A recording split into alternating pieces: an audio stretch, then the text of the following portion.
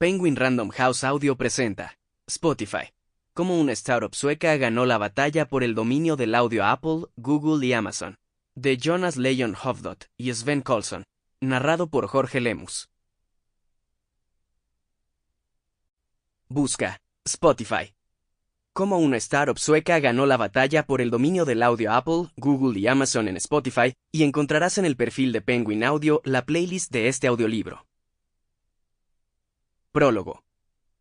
En el transcurso de 2 años, a finales de 2010, Spotify ya había acumulado 7 millones de usuarios en Europa.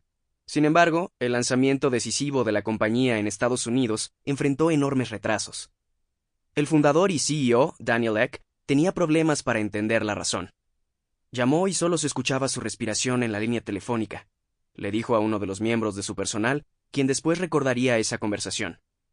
¿Quién?, preguntó su colega. Steve Jobs, respondió Daniel.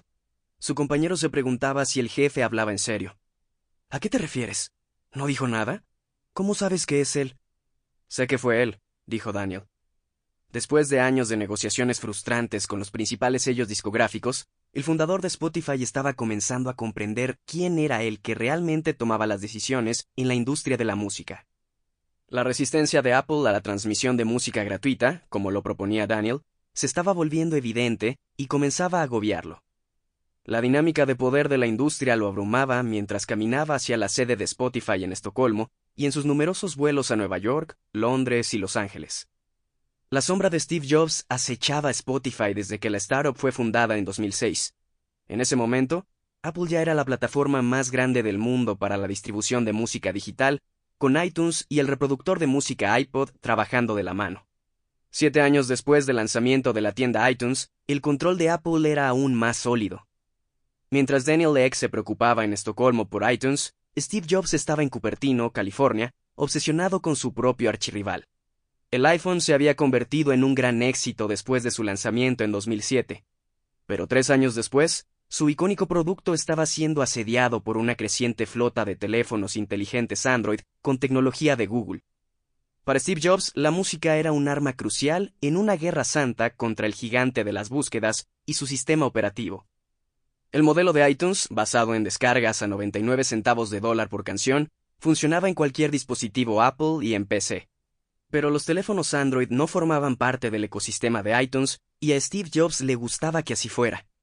Había pasado años construyendo murallas alrededor del lucrativo jardín de Apple y estaría condenado si una de sus ventajas competitivas clave, acceder a la música fácilmente, se veía comprometida por algún advenedizo de Europa que transmitía música por centavos de dólar.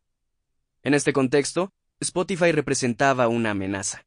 El servicio sueco de streaming se estaba poniendo de moda en varios países europeos y había creado revuelo en Estados Unidos.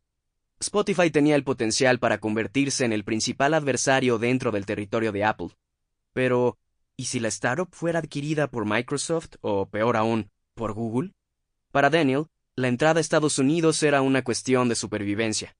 Después de más de 4 años de crecimiento y constantes negociaciones con sellos discográficos, estaba tan cerca de ser el mercado musical más grande del mundo que casi podía saborearlo. A estas alturas, el sueco de 27 años tenía poderosos aliados en la industria de la música. Se había ganado el apoyo de Sean Parker, el cofundador de Napster, y era allegado a Mark Zuckerberg, de Facebook, quien le había prometido ayudar a Spotify con su lanzamiento. Daniel incluso había llegado a un acuerdo con Universal Music, el sello más cercano a Steve Jobs. Pero repentinamente, los ejecutivos de Universal se negaron a firmar. La maquinaria se detuvo y los inversores de Spotify se estaban poniendo nerviosos. Por primera vez, Spotify comenzaría a registrar un crecimiento negativo de usuarios. Todo podría fracasar. Quizás la única opción de Daniel era hablar directamente con Steve Jobs.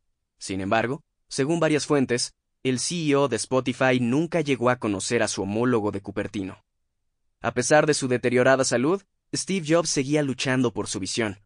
Su objetivo era mover iTunes a la nube y no tenía miedo de hablar mal de Spotify y de la transmisión de música financiada por anuncios a cualquier ejecutivo discográfico que quisiera escucharlo.